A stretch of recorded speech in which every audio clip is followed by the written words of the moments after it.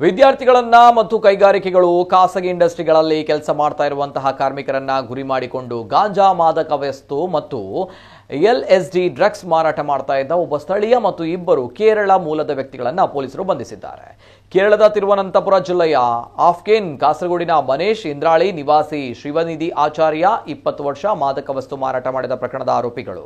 ಬೆಂಗಳೂರಿನಿಂದ ಗಾಂಜಾ ಮತ್ತು ಡ್ರಗ್ಸ್ ತರಿಸಿ ಮಣಿಪಾಲದಲ್ಲಿ ಮಾರಾಟ ಮಾಡ್ತಾ ಇರುವ ಕುರಿತ ಮಾಹಿತಿಯಂತೆ ಮಣಿಪಾಲ ಪೊಲೀಸ್ ನಿರೀಕ್ಷಕ ಮಹೇಶ್ ಪ್ರಸಾದ್ ನೇತೃತ್ವದ ತಂಡ ಆಗಸ್ಟ್ 16ರಂದು ರಾತ್ರಿ ಹೆರ್ಗಾ ಗ್ರಾಮದ ಈಶ್ವರನಗರ ನರಸಿಂಹಗೆ ದೇವಸ್ಥಾನ ರಸ್ತೆಯ ಬಳಿ ಇರುವ ಕಟ್ಟಡದ ಮೊದಲನೇ ಮಹಡಿಯ ರೂಮ್ಗೆ ದಾಳಿ ನಡೆಸಿದ್ದು ಗಾಂಜಾ ಮಾರಾಟ ಮಾಡ್ತಾ ಇದ್ದ ಆಫ್ಕೀನ್ ಮತ್ತು ಶಿವನಿಧಿ ಆಚಾರ್ಯರನ್ನ ಬಂಧಿಸಿತ್ತು. ಇವರಿಂದ 1 kg 237 ಗ್ರಾಂ ಗಾಂಜಾ, ಸ್ಕ್ರಿಪ್ ಮಾದಕ ವಸ್ತು, ಡಿಜಿಟಲ್ ಸ್ಕೇಲ್, 2,000 ರೂಪಾಯಿ ನಗದು ಹಾಗೂ 2 ಮೊಬೈಲ್ಗಳನ್ನು ವಶಪಡಿಸಿಕೊಳ್ಳಲಾಗಿತ್ತು.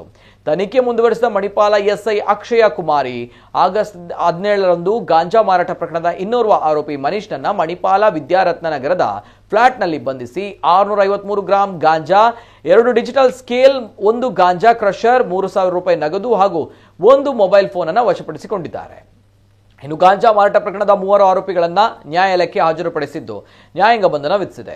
ಆರೋಪಿಗಳ ವಿರುದ್ಧ ಈಗಾಗಲೇ ಬೇರೆ ಬೇರೆ ಠಾಣೆಗಳಲ್ಲಿ ಪ್ರಕರಣ ದಾಖಲಾಗಿದೆ. ಇವರಲ್ಲಿ 2 ಕಾಲೇಜು ವಿದ್ಯಾರ್ಥಿಯಾಗಿದ್ದು ಮತ್ತೋರ್ವ ಪೇಂಟಿಂಗ್ ಕೆಲಸ ನಿರ್ವಹಿಸ್ತಾ ಇದ್ದ ಎಂದು ತಿಳಿದು ಬಂದಿದೆ.